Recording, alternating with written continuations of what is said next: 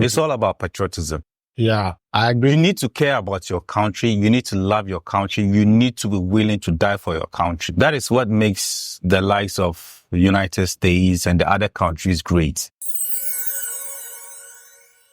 Africa, a land of immense potential, rich in resources, culture, and talent. But why does progress seem so far away? From Ghana to Nigeria, Kenya to South Africa, the story remains the same. Politicians rise, promises are made, and yet the people continue to suffer. Is democracy failing Africa? Are our leaders truly serving us, or only themselves? I'm Kojo, a world traveler, and in today's video, we dive deep into the hard truths about what's really holding Africa back. In this eye-opening interview, a Ghanaian journalist shares his unfiltered thoughts on corruption, leadership, and the endless cycle of political failure. Will Africa ever break free? And more importantly, what can we do about it? Stay tuned, because what you're about to hear might just change the way you see Ghana, Africa, and the future of our people. And for me, I think politicians are the problem of Ghana. Okay. Yes. Politicians. Why do you say that? I say this because they seem to have the power and the authority to make changes.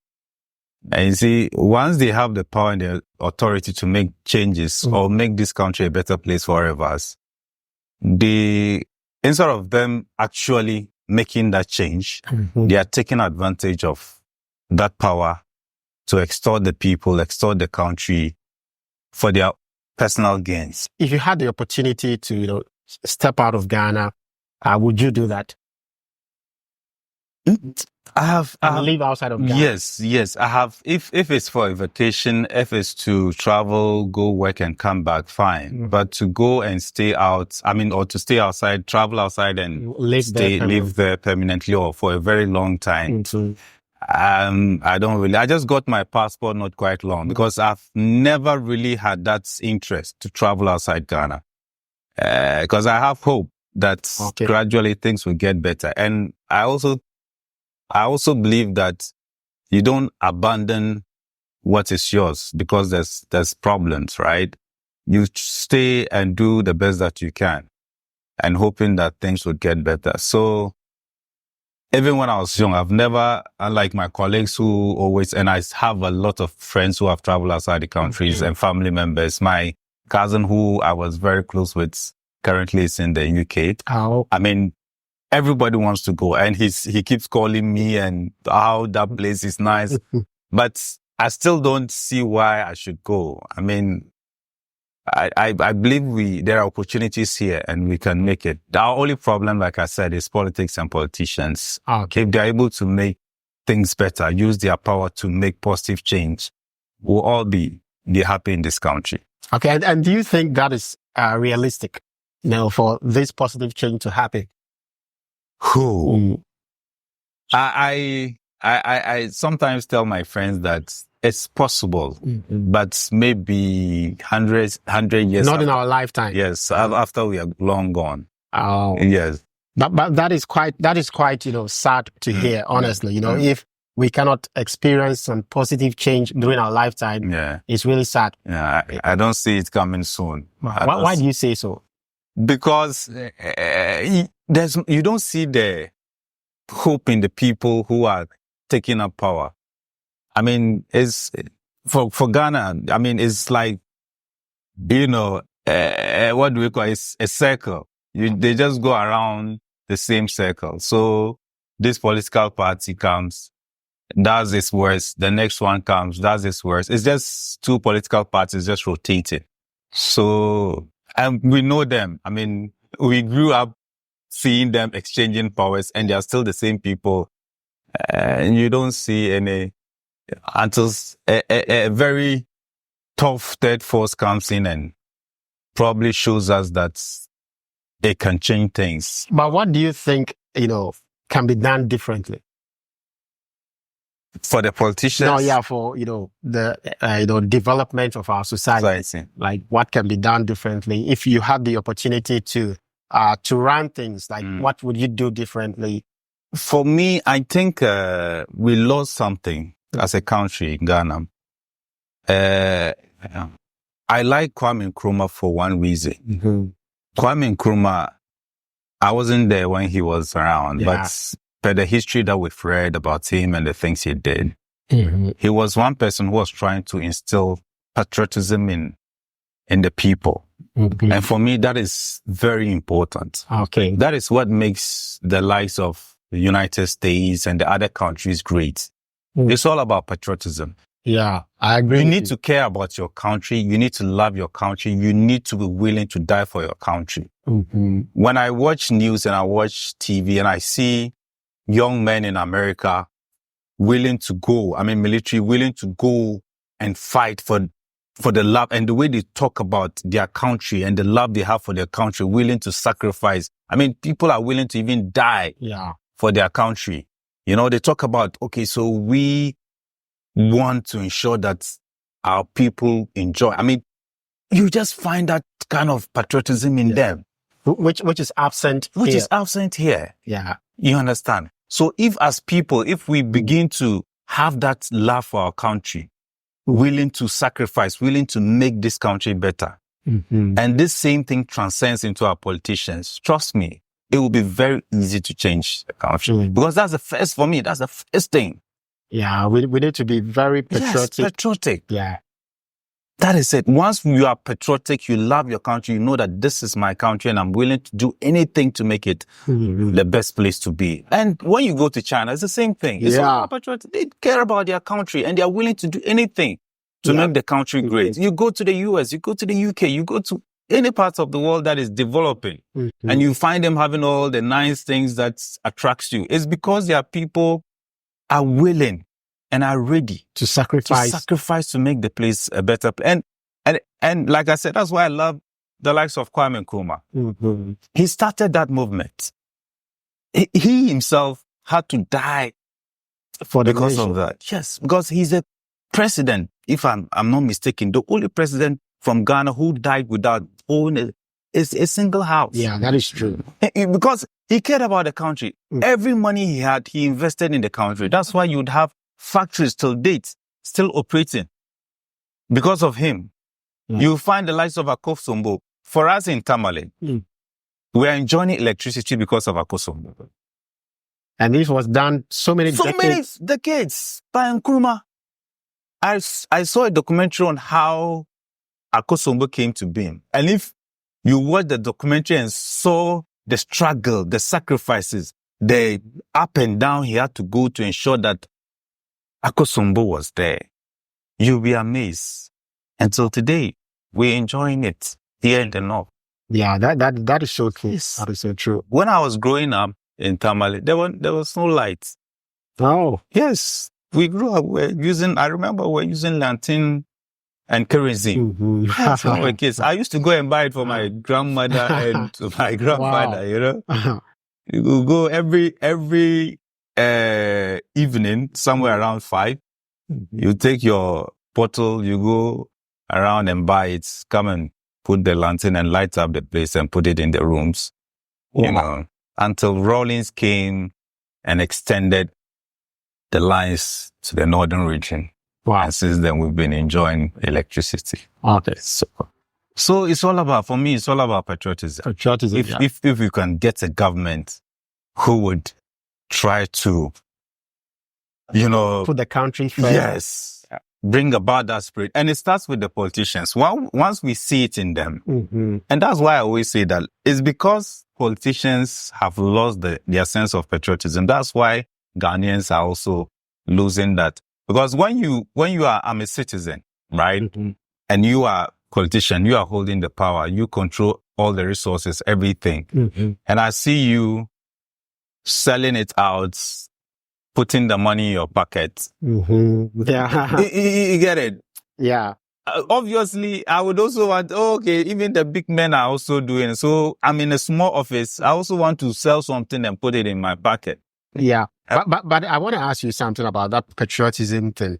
How can a politician be patriotic if, before coming into power, he was backed by major businesses that pumped in a lot of money into his campaign.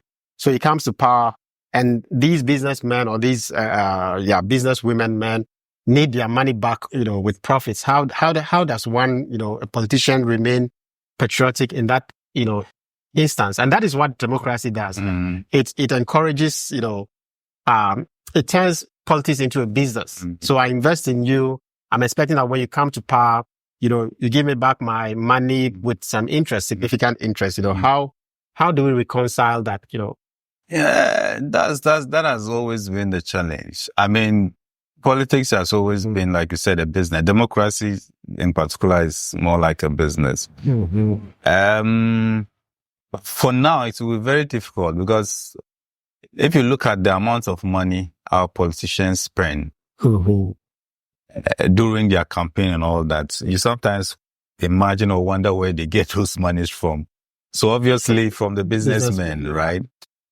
But for me, it still boils down to our sense of patriotism, because we don't care about the country. We just care about who brings money and give to us. Yeah, I understand that. But, we want to be as realistic as possible. If, for example, I were to come to you and then ask for maybe 1,000 cedis or something, as, something to support my campaign, and you are a businessman, and without the campaign, the advertisement and all that, the people would not know who I am in order to vote for me. So now you have invested 1,000 cedis into my campaign, and now I'm maybe a minister or whatnot. I need to give you back that money. And my salary is just like 50 cedis a month, So how do I, raise that 1,000 cedis to give back to you without stealing from the coffers of the nation? It's just all about being honest to each other. Yes, you're a businessman. I'm a politician. You come. You want to support. Let's be honest to each other. Will I be able? I will try and help you when I get into power, but I will not steal the country's money for you. Let me use Nkrumah as an example. I quite remember, I read history. Like I said, I wasn't there when he was around, but I've read a lot of history and watched most of his documentaries. There was a time some white people came to mine our gold, right? They sat with Nkrumah, had their discussions. Nkrumah did his analysis and realized that the people were going to shortchange the country. Because the amount the country was getting from their own gold compared to what the white people were taking away was something higher. So he proposed that, okay, you give us the equipment, we'll do the mining, and we will rather give you a percentage. The white people refused. It's in history books. And he said, well, if you refuse, you go. The gold is ours. It's in the ground. It's not going anywhere. Yes. The generations to come, hopefully, would get the muscle power to get the equipment and extract the gold for the benefits of the country. And that was how the deal ended. So you see, it's just about being honest and putting the country first. So if a business person comes, you're a politician, business, yes, you want to get the power. I mean, for me, getting power should not be by all means. Especially when you know that you are coming to serve. It shouldn't be by all means I must get there. Because it's because of the all means I must get there that you end up being corrupt. Because you want to get there no matter what. And so any shoddy deal that you need to do, you would do it. You would do it. Including going to pick money from business people and promising them monies that you cannot get except when you steal from the public coffers. So would you say that maybe democracy is a problem here? I've said it in the beginning. Democracy is good, but the kind of democracy we are practicing here is not the democracy that the other. So you would prefer, like, maybe what about the military regime, dictatorship? It also has its own problem. It also has its own problem because. But you cited China as an example, and China is purely, not democratic. It's, a dictatorship, to a certain degree, an autocratic nation. But it's that's what I'm saying. I wouldn't have a problem whether democracy, whether military, whether whatever governance or system it is. But for me, as long as there is patriotism in the leadership, the country is going to change. And that's why China, yes, they are not practicing democracy, but there is patriotism. That's why they are gradually becoming the champions of the world, because the leaders are patriotic, very patriotic, and it has transcended into the people. Yeah. So the people care about their country. They want to do everything to make the country great. And that is what is elevating China. So today, patriotism. So it doesn't matter the kind of governance, whether democratic, military, but as long as the leaders are patriotic, they care about the country, they care about the people, they want to do everything to make sure that the country is a great place. That's all that matters. Yes. Yeah. I accept that. What are some of the challenges that, the average person here faces? Not just Tamale alone, but the whole of Ghana. Ghana. Okay. So I think the first thing has to do with accommodation. Accommodation. Yes. Why is that a challenge? It's a challenge because it's very difficult for an individual, an average person, to own a house or a place to sleep. All right. So for sometimes, and it's become even expensive to rent too. Yeah. So especially when you go to some parts of the country, you would find people sleeping outside, sleeping at places that is not conducive at all. Yes. So housing is a big challenge for the average person. Okay. The other one has to do with unemployment. In Ghana, I mean, sometimes I just get blown away when I go to graduations and I see the number of students being channeled out from our institutions. The opportunities are not just there at all. The job opportunities are not there at all. Most people just want to go to the public sector, which is absolutely true. Yeah. The private sector too, very few. And it's also true. So when you go to the streets, out of 10 youths, you have like 6 unemployed, just walking around looking for something to do. Wow. Yes. Out of 10, you would find like 6 unemployed in Ghana, just walking around looking for something to do. And that too is a very big challenge. And, finally, I think also we don't seem to have so much issue with food.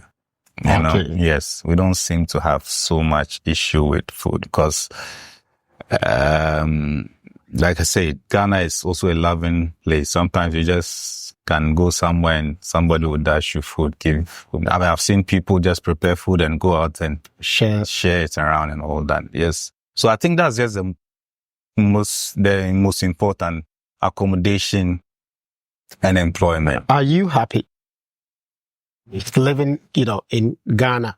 I'm not happy because I mean, the things I expect to see happening are not happening. So obviously I'm not happy. I mean, sometimes you see some people in a particular situation and you can't help but cry.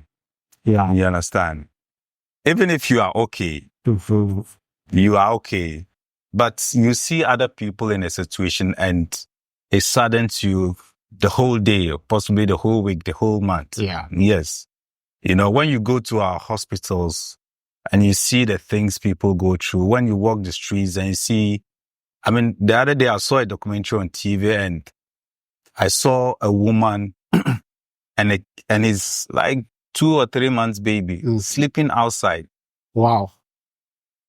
And it was even raining. They had to cover themselves with rubber plastic. So when you see some of these things on TV, even if you are okay, you can't be happy. Yeah, very true. Yeah, you understand. So even if you are okay in Ghana, there are things that you see that would definitely cause you to be unhappy. And so I'm not happy. I don't think I'm happy. Yes. Oh, okay. But do you think people in developed nations are happier than us? Yes, I think so. Why do you say that? I think so because they have systems that are working. My message is simple. Is that Africa is a great place. It's a beautiful place. It's a lovely place. Regardless the fact that we have our challenges. I mean, everywhere has its challenges. Yeah. There's even the developed countries have their own challenges. There are places you go and they still are struggling to keep it in place. And so Africa is a beautiful place. Very conducive. We have the best weathers for everybody, no matter where you're from. And so, as young people, let's try as much as possible to come together and help build Africa. That's just the most important thing. We can build it and make it a heaven for everyone because we have everything. We have everything.